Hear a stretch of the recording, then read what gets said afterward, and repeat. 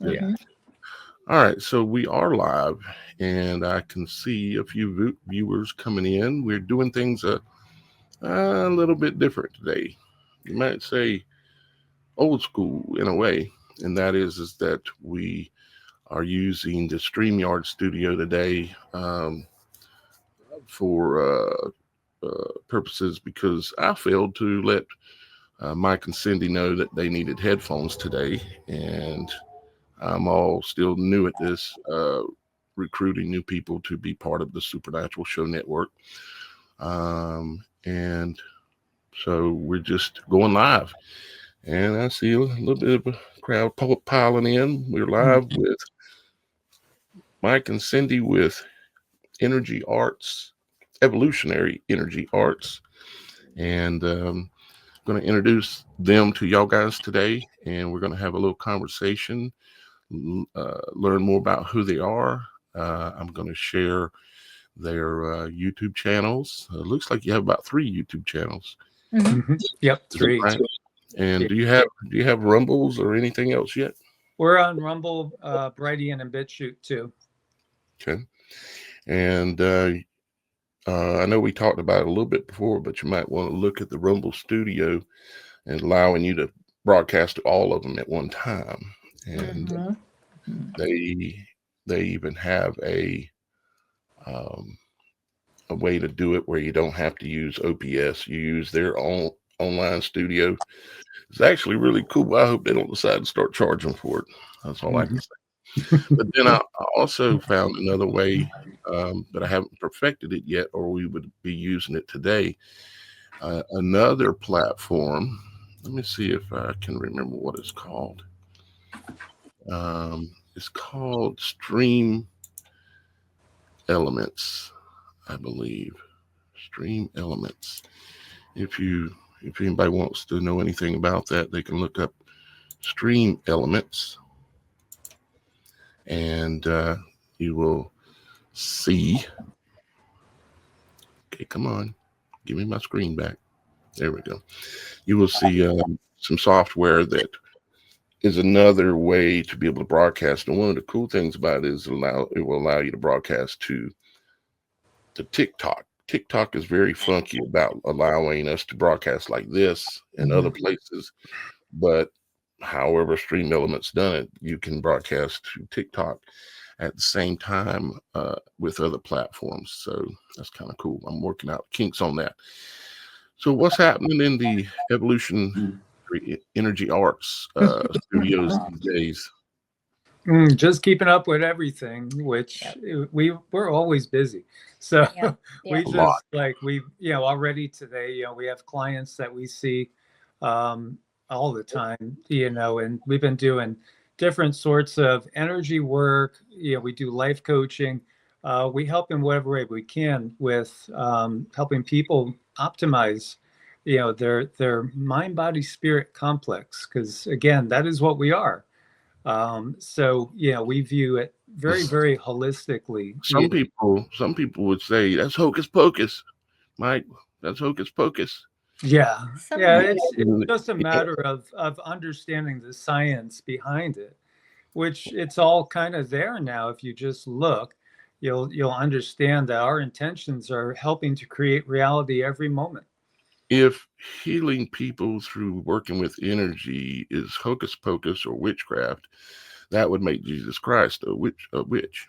Yeah. And we all know he is not. And he all told us that we all would do things even greater than he. Yeah. When it comes to all things like healing, I know with my own experience in my life, I've learned how to focus what I call the energy of love. I have the ability to dump adrenaline into my blood system. It feels like water pouring down my back, and I can focus it through my hands and lay my hands upon people, and which I have done. I don't talk about because it's not something I brag about, but in this situation, I think it's appropriate to say that I've had many experiences with clear, even instantaneous healings with different people. in different situations. It took me a long time to gain my confidence in understanding that, that not only but we have these abilities to do these things, because, many, many, many years ago, they used to burn people at the stake and call them witches because they were learning these kind of things. And, they called them witches.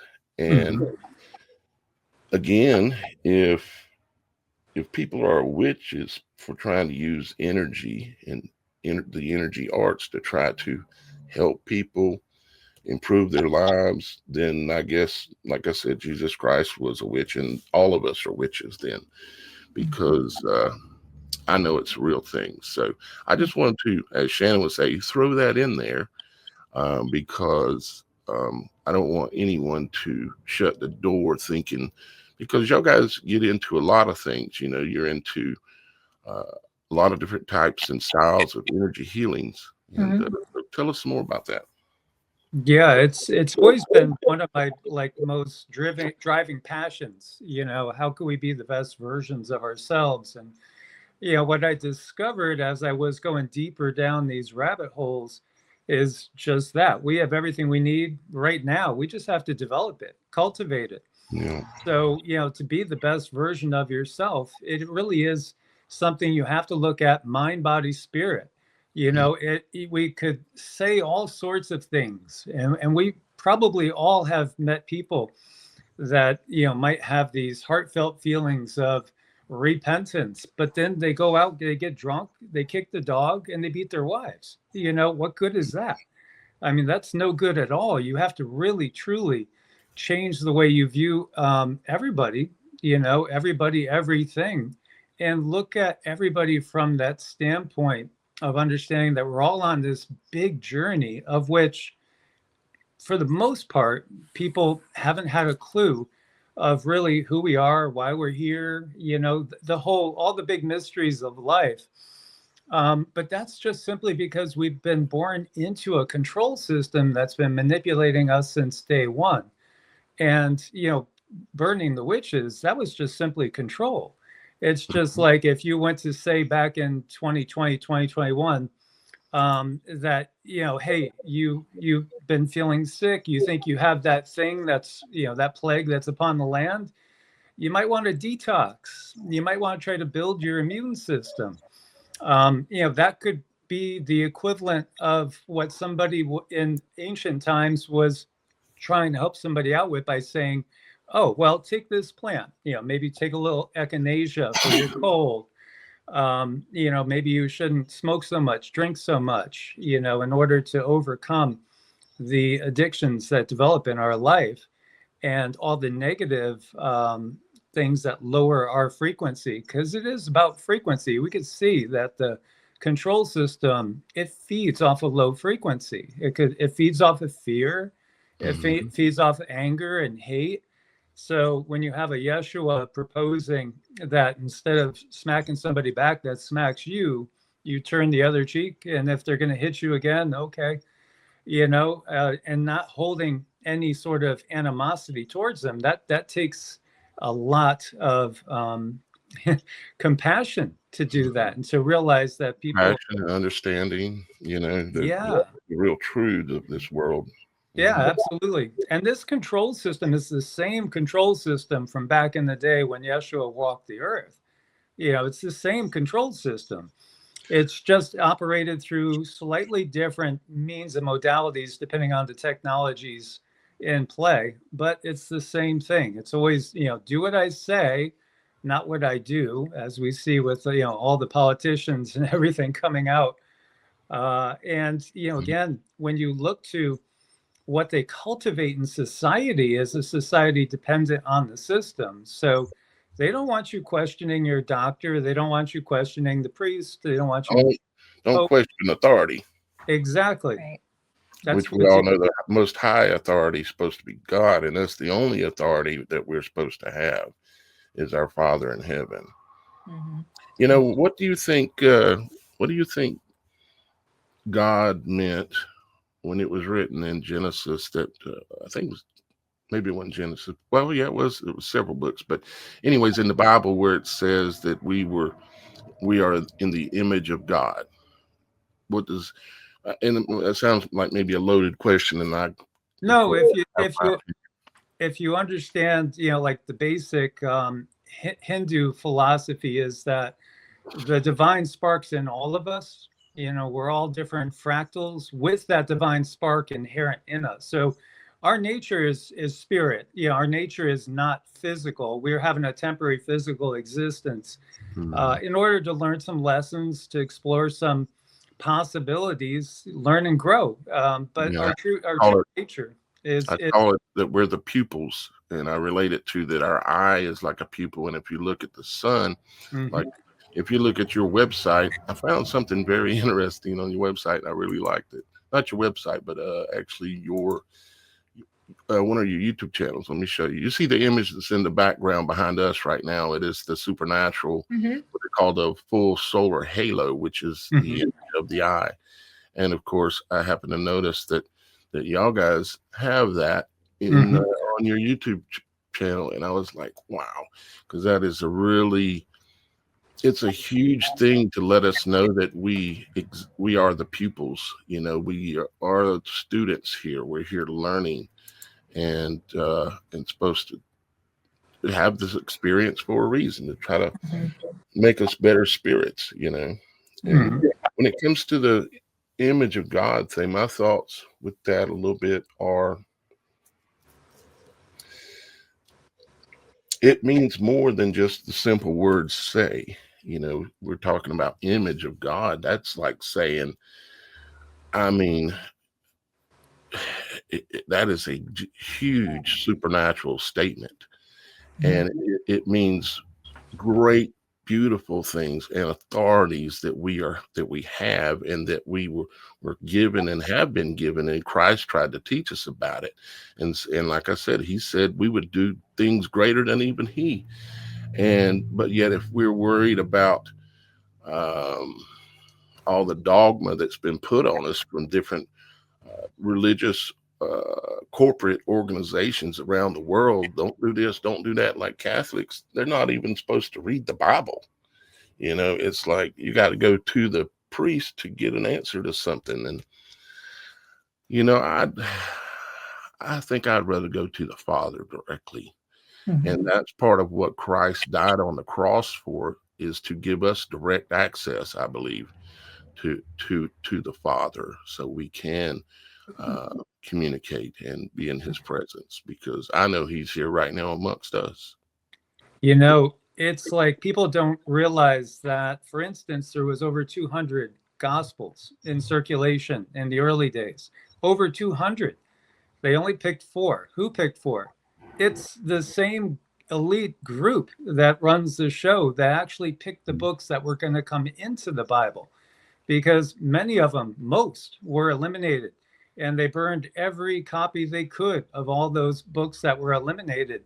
When you see like the Nag Hammadi texts that we discovered, again, you're starting to look at stuff that used to be in circulation back, within 100 years of when he walked the earth, and even in some cases before when he actually walked the earth. But they eliminated all those type of texts because they basically didn't give a foundation of power that they wanted to project. They wanted to give you exactly a dogma to follow, which they did, and again, put people to death for being heretics. If you went against the official church doctrine, you were executed. They killed people left and right, and Made examples of them, burn them in the center of town and stuff. Do not touch those things, those other Bibles, those other books that should be in the Bible. Don't touch them. Don't learn about your authority. Don't read Enoch and learn about things that he was teaching about.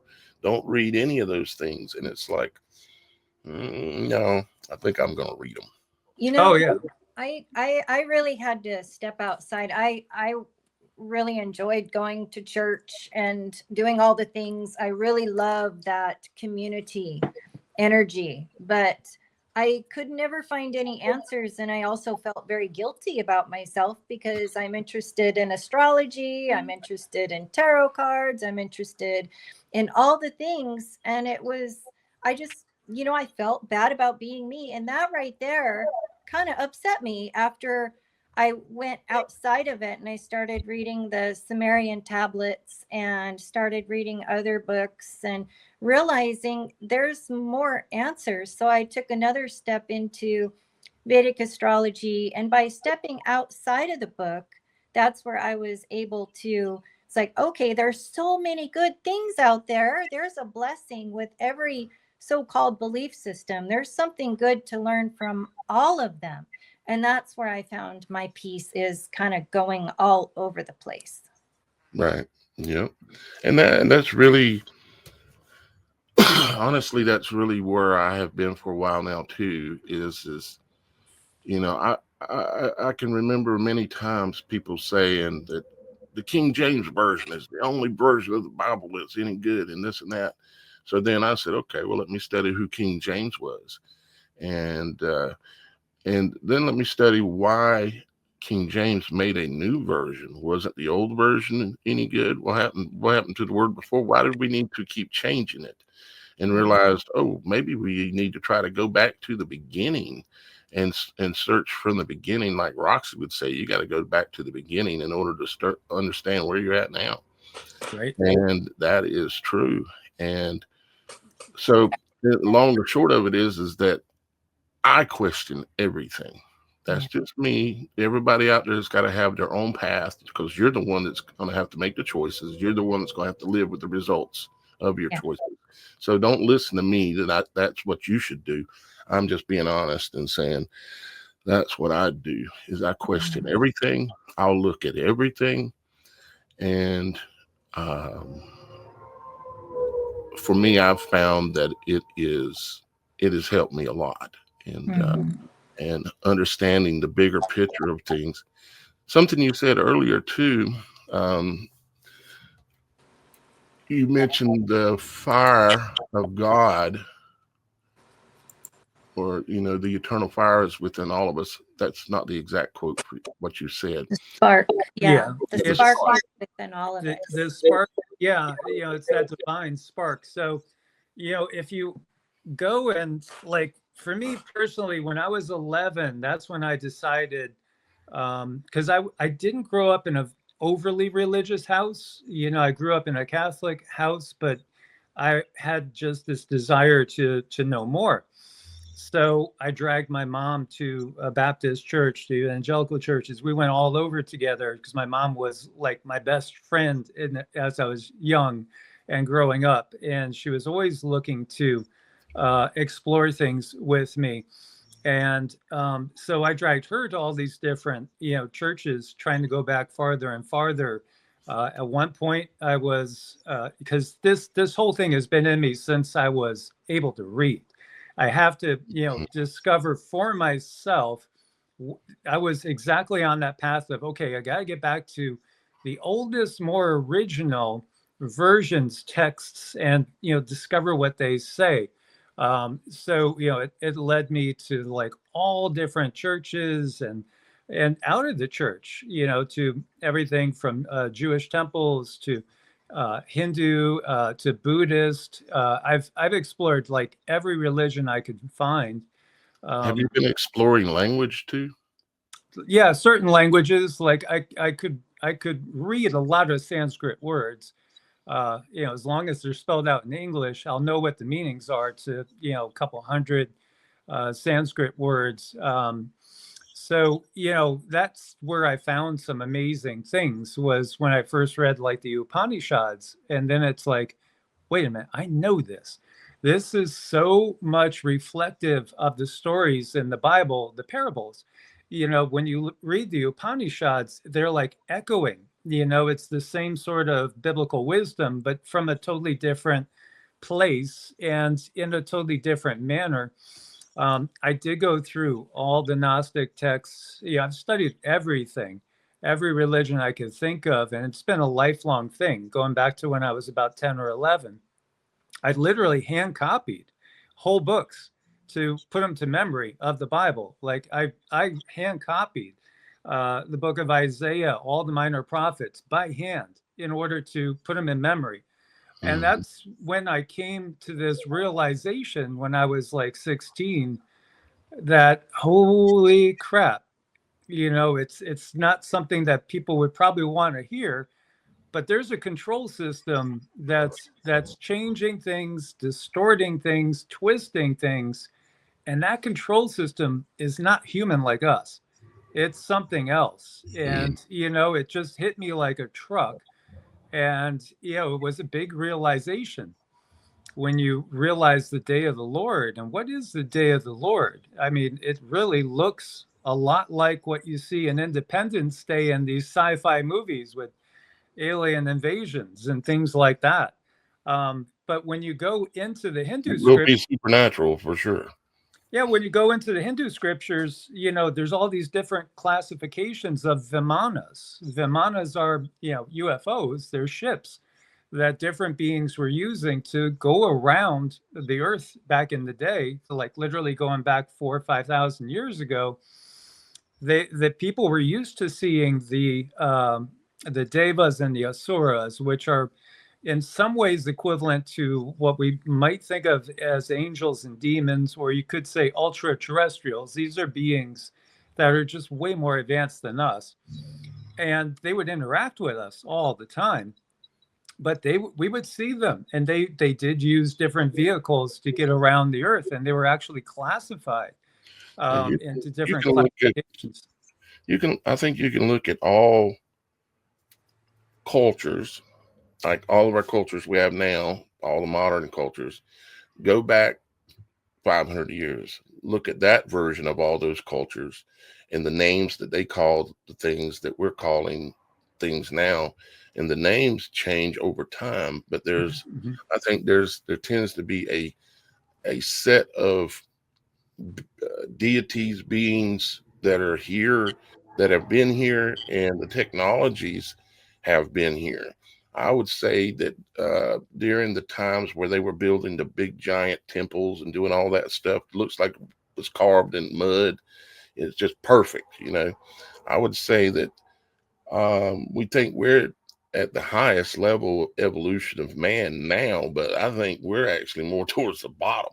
Yeah. And we're trying to wake back up, and hopefully that's what leads us to truly another age where we are, finally heaven on earth kind of a situation. But the thing is, in these stories, though, these beings at a certain point, the earth is basically confronted with these beings that are very, very much in service to themselves.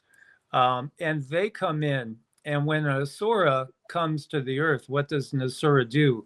The Asura lands and into their ship, literally comes out, gets all the humans to make them a temple, and gets the humans to worship this being. And do everything like with the sacrifices. The first sacrifices were really given to these beings as like an offering, so they wouldn't be punished or killed by these beings with higher technology. This happened in the Kali Yuga, the Dark Age. Like there's 4 different periods of time in the Vedic world, in the Vedic philosophy. I think there's actually not only 4 different periods of time, but I think there's also 4 different realms of existence. I look at anytime I look at any subject matter, I look at the human body, and then I look at the world, nature itself, and try to find the comparables. And like it appears to me that the way Father talks about in the Bible, how there would be he likes to let land lay fallow for periods of time. And we always hear right now that we've always got some Arctic area that's melting all the time, and then we got other Arctic areas, if you look into it, that are freezing up more and more. And it's like a slow progression of the ice melting over here and freezing over here, and it's like a movement. I don't know if y'all guys have ever heard me say before, but I spell the word world I spell it, instead of WORLD, I spell it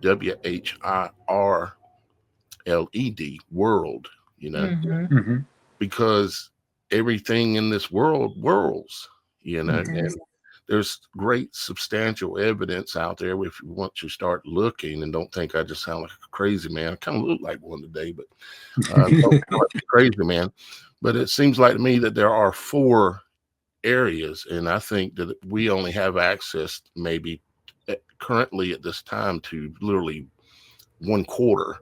Mhm. And the Bible even talks about 1/4 and all this kind of stuff. It's like, well, how is, when the end of time comes, we're tribulation, whatever, how is only 1/4 of the world hurt?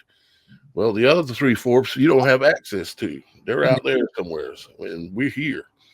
And it's a slow progression, I think, that we move into those lands. It's like, how was it they just supposedly found America?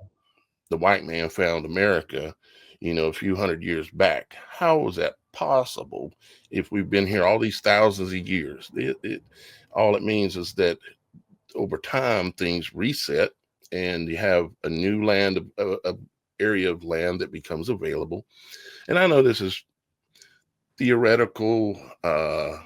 No, we're in agreement with you. And agreement. you've done this from your point of view, on your own, and we came to the same conclusion coming from a different point of view. Yep, that's the beauty of it, ain't it? Yeah. I mean, I was really tortured when I was younger. I come from a very broken lineage. I think people have heard about where they would take the Indian children, the indigenous children, and they would put them in boarding schools. And a lot of those boarding schools were not nice. And my father was one of those Indian children who was put into a boarding school. And he was really abused really bad. So that lineage, he was Native American child, had his culture, grew up with the land, understanding, parents, shaman, very, very strong in my lineage. And he never shared much of this with me. It's like he tried to tell me without telling me, because I think he was afraid I was too different for the world. Ultimately, I ended up having to follow back my own DNA and figure out who I am. And I'm very much, you could say, a shaman, because I'm a bridge. I'm a bridge from this world to the other world. And that's just my natural way. But we all are. All of us are. You are, Mike is, it's just to what degree do you want to cross that bridge? And following our DNA, I think, is very important. Figuring out who we are, where we come from, and being okay with that, because no one really has the right to judge who you are. These Indian children were very much one with the land. We talked a little bit today, on the first video we did this morning, about the Inuit people in Greenland, because, Trump wants Greenland now, and Denmark is saying they're not going to give it to them. And might cause a conflict and everything. But the Inuit people themselves, the Danes, when they came, they forced sterilized them. And yet the U.S. can't say anything, because the U.S. forced sterilized indigenous Native Americans. They did it to the Hopi. They did it. They're doing it to us right now. Yeah. And that's what they're doing to us now. You're right. And so what it is they don't want you developing your pineal gland. They don't want you developing your abilities, that you have a healing ability. Your pineal gland's working. They don't like that.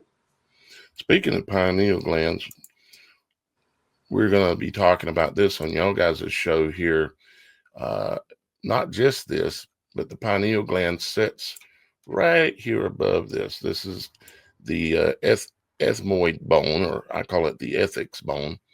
And the pineal gland, this is, if you were looking out of your head, this is right between your eyes. I showed this to y'all guys recently. And it's called the ethmoid bone because, as you can see, it's in the image of a cross with a veil hanging on it. It's also in the image of the ark. And it's also in the image of the Ark of the Covenant. Right below this, as you can see, of course, it looks like a boat or an ark, and here's all your ports And there's that big thing right up in the front that the boats always have, and they have the bow down here like that. But right below this and behind it, there's another bone. It's called the sphenoid bone, and it has a set of 4 wings like a butterfly that sits right below here and connects to this bone. And this bone is the bone that's right up. This is your sinuses right in here. And when you stick a Q-tip up your nose and you were to go way in there with a long one, you're going to bump up against these little holes right here, but from the underside, as you can see, they come through out right there. Back in the Egyptian days, they used to take a reed and they would jam it up and hit these holes and bust these holes here, and it would turn the person into according to what I've read, it said they would damage this and it would turn the person into a compliant slave, basically. Wow. Makes me wonder, why were they jamming these things up our noses, pushing up in there and hitting those same things? I would imagine it's related in one way or another. Absolutely. And you mentioned the fire that exists within all of us. You have right here, if we click that top bone that's right there, it's called the Crista Galli. Galley is a term based on a boat. It's a boating term. A galley is where something hangs out, and in this case, the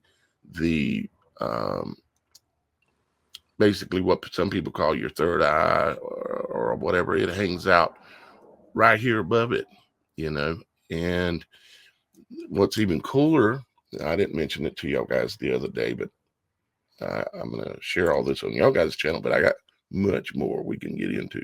We're going to look at the whole body. It's unbelievable the things that Father has allowed me to see. But if you look at this right here exists right between the 2 eyes, okay? The 2 liars or the 2 thieves, kind of like how Christ was crucified on the cross. And here is the Crista Galli where the Christ hangs out.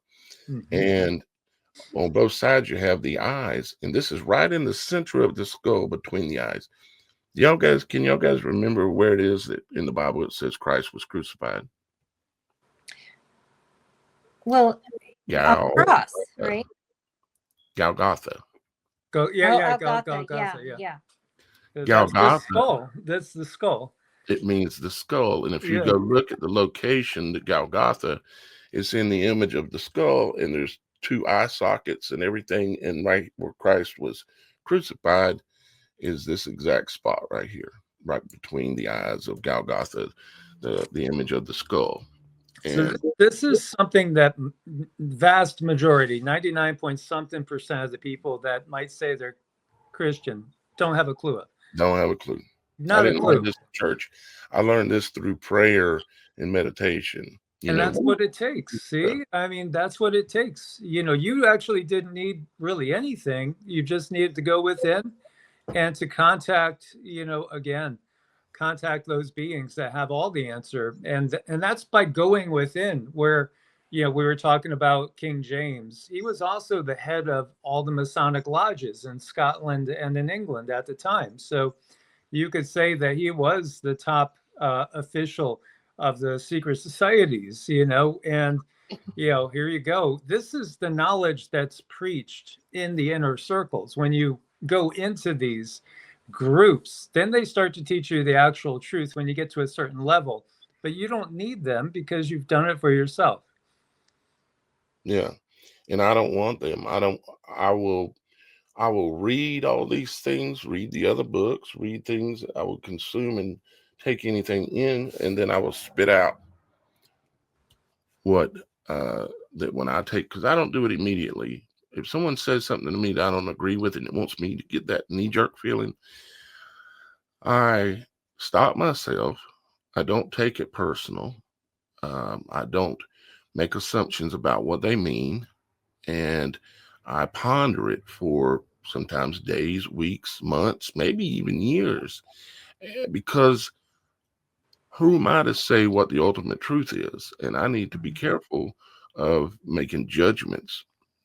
course, my name is Daniel, and Daniel in Hebrew means God is your judge. And I have a tattoo on my back, shoulder to shoulder, that says only God will judge me. I got that before I even knew that my name meant God is your judge. Mm-hmm. There's so much wisdom to be had. There's plenty of wisdom in the Bible, but there's also plenty of wisdom in Buddhism and Hinduism and all the isms. And going to God directly. Absolutely. That's the biggest thing. That's what you get. That's where you got to take it. You go learn these things and take it to the Father. Right.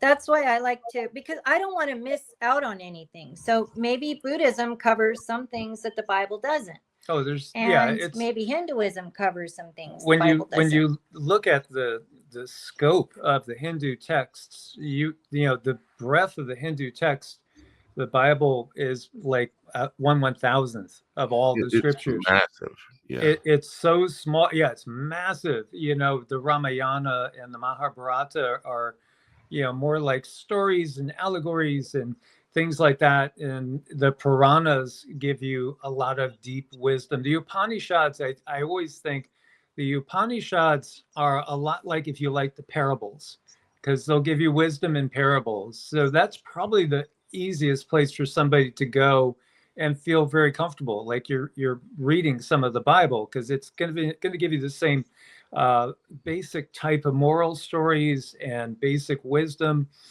But there's other spots that are just mind-blowing, like in the Bhagavata Purana. It literally talks of beings that come out of the sky. They come down, they land on the ground, and literally are describing to this like holy man the world that they come from, because it's a different world than this world. It's very far away, but space. Well, I would call it a different realm. Yeah, a different realm.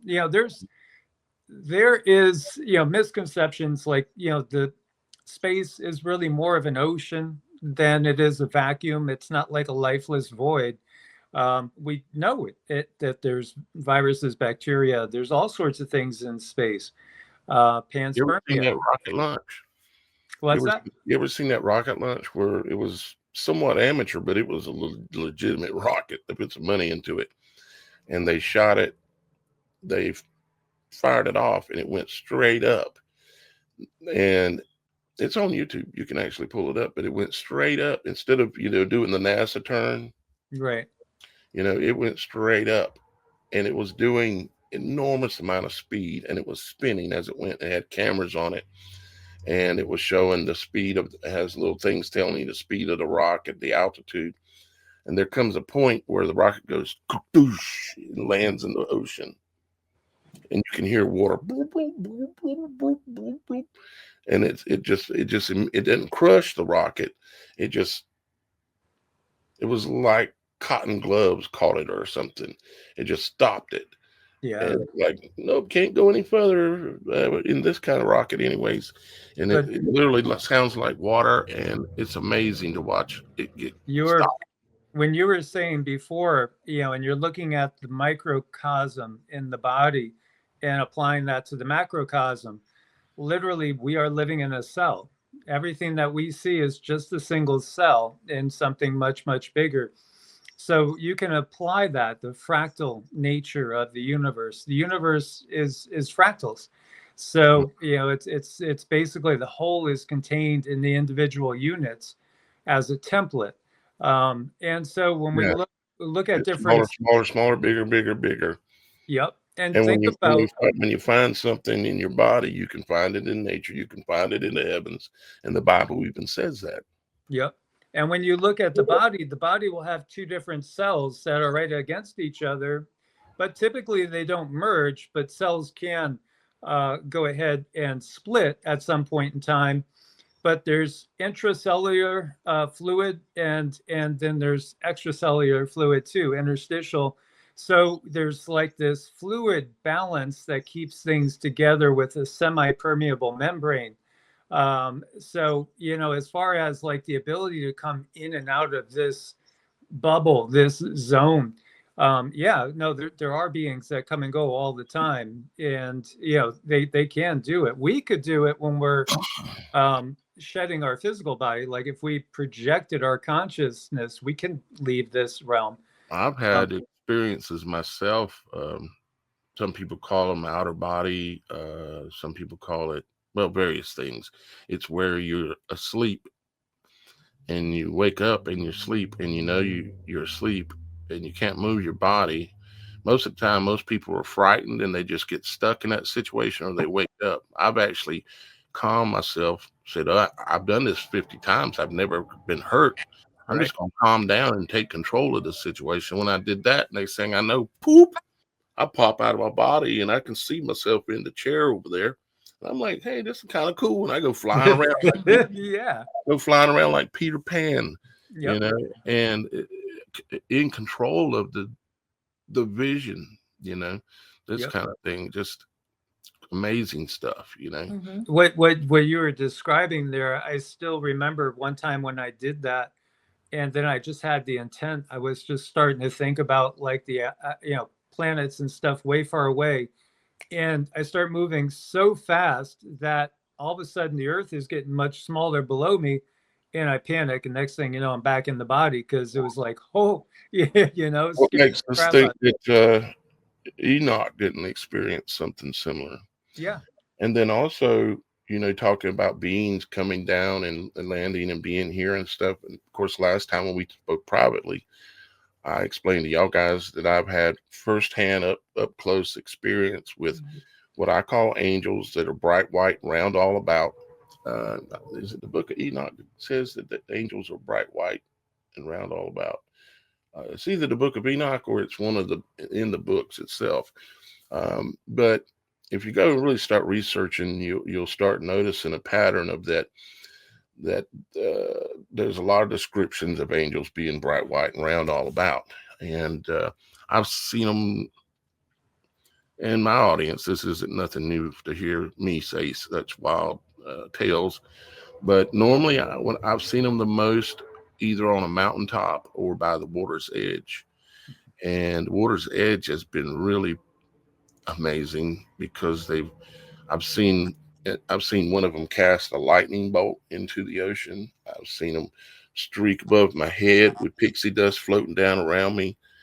And I thought, well, I know where Disney come up with their Tinkerbell flying around with all the pixie dust. You know, they're mocking basically that kind of thing.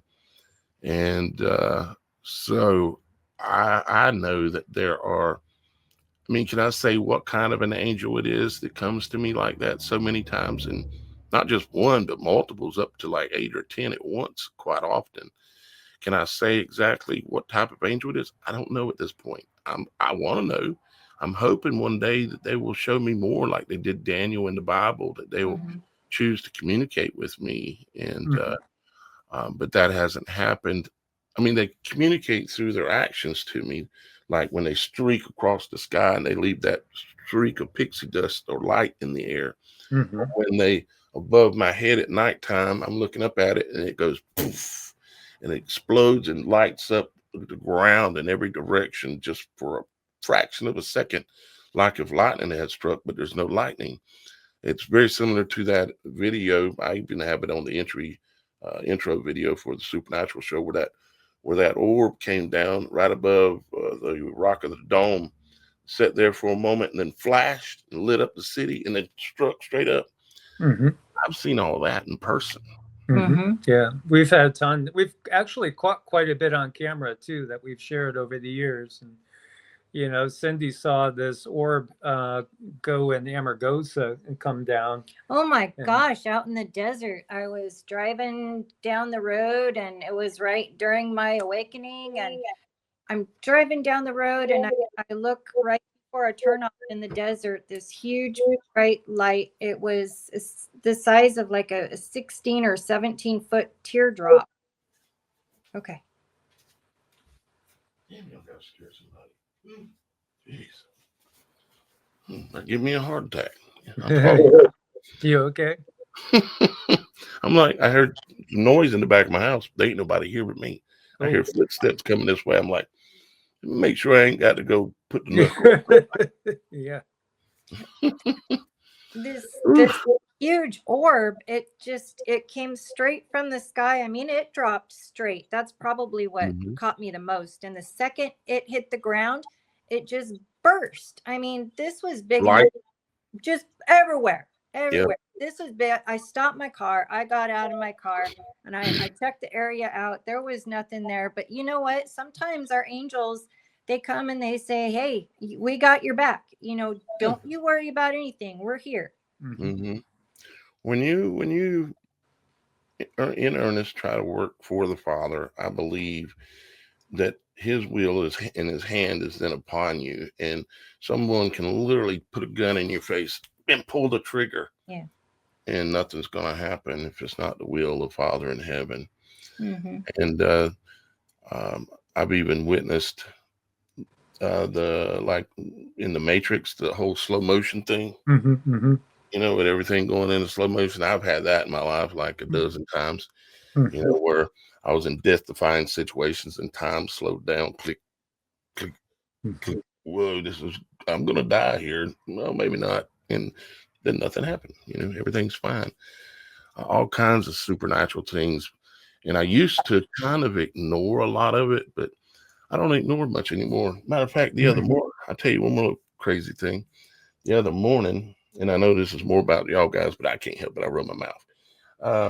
The other morning, I woke up and sat up in bed and put my pants on. I looked down and I wear flip-flops a lot. I'm in the South. Normally I can get away with it. And I looked down and there's a bolt about that long laying in my shoe, laying in my flip-flop. And I'm like, that looks like a lug bolt. And I reached down and pick it up and I'm looking at it. It's actually laying right out my front door right here, but I'm looking at it. I'm like, lug bolt in my shoe. I'm like, well, one, I ain't ignoring this because where did this come from and what's it doing in my shoe? I don't got bolts in my room in there, you know? And so I decided, okay, let me think about this a little bit. Let's let it sink in a little bit. And it ended up being the craziest thing. 2 years ago, I was replacing the alternator on Miss Kim's car. And someone volunteered to help me. It ended up not being help, but they lost this lug bolt or this bolt that goes into the alternator that mounts the alternator to the car. And it's the OEM equipment solid steel bolt for the alternator. And it is what creates the grounding connection to the block of the engine. Now, for 2 years, we've been having all these problems with the electrical system. We about have to jump the car off every time we drive it because it just never will charge right because something's wrong with the voltage coming from the alternator. And when the guy lost that bolt, I went and bought another one that was the same look, but it wasn't the same bolt. It didn't have the same materials. It wasn't steel. But I wasn't thinking this. I'm just thinking it's a bolt. Yeah, it's holding it tight. We're good to go. No, this bolt, I took some images and pictures of the bolt itself and the numbers that were on it. And it goes to a 2008, 2012 Cadillac CTS alternator bolt. I'm like, what? This bolt been gone for 2 years and it showed up in my shoe because it's been about to worry me to death that I can't get this car straightened out. The voltage won't work right. And I can't help it. But Father put it in my shoe or sent an angel and put it in my shoe, you know, because it was just gone for 2 years and then poof, laying in my shoe one morning. This just happened the other day. Yeah, that's really cool. Yeah, that's, you know, little things like that can happen. There's these little elementals. I call them elemental. Well, there's angels, elementals, and there's, you know, different types of beings out there. But a lot of different the types. Elementals that tend to come into my world like to play tricks and they like to play games. And the little stinkers, if I lost my keys or lost a thing looking for a crystal, I swear to goodness, they will sit right on it and I can't see it until I call my finders and I say, finders, I need help. And it's like my finders help me find the thing, but at the same place I've looked at 10 different times, I didn't see it all 10 times, but the 11th time after calling my finders, there they are. Yeah, I think in the Christian world, you might call them like the little cherubs, like the little cherubic angels, but they're like an elemental type of being. There's tons of them. They're all over. They vastly outnumber us. There's a lot of people that don't believe there's anything that they can't see. Yeah. Well, the visible light spectrum is tiny. so tiny, though. There's way more that you can't see than what you can see. Yeah. Yeah. Way more. And yeah, exactly. Guys, I think because of the fact that I'm using the StreamYard studio today in order for us to be able to do this, because I failed to let you know about the headphones things. Okay. I know we're coming up here, and I probably need to wrap it up because I think they're going to cut us off here in just a few minutes. Okay. And so to keep that from happening, I'll give you a couple of minutes here to, matter of fact, let me do this. Let me go back here for a second. And I wanted to show y'all guys this webpage. It's called EvolutionaryEnergyArts.com. If you'd like to talk to them and maybe they can help you in some way, or just check them out and follow some of their content. They've got this YouTube channel here. Now, these links are below the video in the description, below the live show video. In the description, their links are down there for their website and their main YouTube channel. Which one would you call your main one? I think Arts now, Evolutionary has 65,000 or 6,000 subscribers, but that one seems to be censored even more. So it's like, I don't think people get, ever any notifications. So we focus a little bit more on Arts, but we still post to all three to keep them functioning. There was a long period in time where, 2 strikes and just waiting for them to clean us out. So that's why. If you ever get 2 strikes again, did I share with you my method of keeping your channel? Oh, I did that too. I turned everything either private or I got rid of them. Yeah, the only thing worse than having to delete your own content is having to start over from the beginning. So if I ever get a second strike, I'll delete everything on the channel. And then I've got copies of all of it so I can start reloading it. But that's unfortunately a thing that we have to tend with. I've had my YouTube channel terminated 4 times. Wow. Myself. I've been through that battle. It's been over, actually now we're entering into 17 years, me being a full-time, I don't really like the word YouTuber, but a full-time doing Father's work. I didn't know that's what I was doing when I really started out, because I was really more seeing it are lies and conspiracy stuff. And I'm like, I can see that this is bunk, and I started doing a lot of conspiracy type stuff. And then I started searching for the truth. Well, that led me to the Father, which I was already knew of the Father. And I had a crucifix on my back. I have a crucifix from the top of my spine to the bottom of my spine. In the image of Christ, and I have only God will judge me across the top of it. So, I mean, I was already on that path, but when you start really searching for truth, you're going to find God. And that's been a blessing for me, for sure. When did y'all guys start really out working, doing this kind of stuff? The videos 9 years ago. As far as energy work, I've been doing qigong for about 40 years. So a long time. I mean, since I was really just getting out of my teens. A lifetime thing for you. Yeah, I'm a Reiki master. She is as well. We're both Reiki master teachers. I've studied prana healing as well, medical qigong. I've been a massage therapist, personal trainer. I've studied nutrition. So I've approached health and wellness completely from every aspect I could think of it, as well as going deep into the spiritual side of things. And I've just been kind of off my whole life. No, she's an amazing psychic intuitive. We're all weirdos, if you don't know that. According to the normies, we're weirdos. Yeah.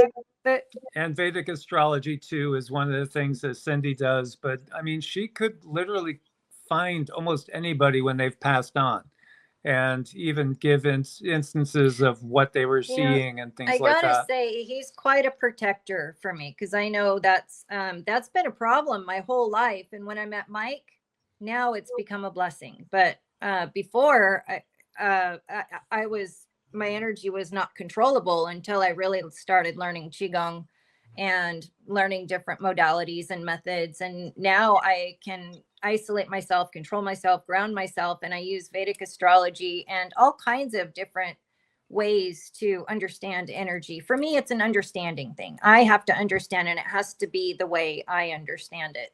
So thanks for having us on. You are welcome, and Yeah. I'm glad that y'all guys are seeking the truth and figuring it out in your way, which is how we all got to do this. We can't judge anybody for the methods, because I've been judged a lot. That's somehow I ended up only God will judge me on my back. But I don't. I love what y'all guys are doing. I'm very glad that y'all guys have chosen to be part of the Supernatural Show network.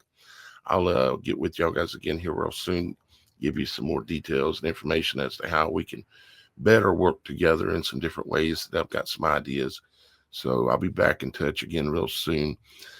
And again, thank y'all guys for watching today. Sorry we were only able to go live on the Logic Before Authority channel, but it was just what we could do. We thought it was better than nothing. So, and we appreciate y'all guys being there. I bet you Super Dave and Mike Smith are watching, along with probably Roxy and Shannon as well. They decided to sit today out and just be in the comments so that I could just hang out with y'all guys. So I greatly appreciate them. And Miss Kim was tied up, had to run to town, so she wasn't able to be here, which worked out because there's not much to monitor other than one YouTube channel. So again, thank y'all guys for being here. And Thank you. Our pleasure. Our pleasure, Daniel. Thank you so much. And let me know after we get done with this. Just let me know when you want me to be on your show. We'll work that out. Okay. Okay. Sounds Great. good. And I'll come in and blow everybody's minds with what they're walking around with on their bodies and in their bodies. Wait till you hear the rest of the story. Sounds good. We look forward to it. All right. All right, guys. Well, have a good day, and everybody out there, have a wonderful day. And remember, our Father in heaven loves you, and I love you too. And we'll see you next time.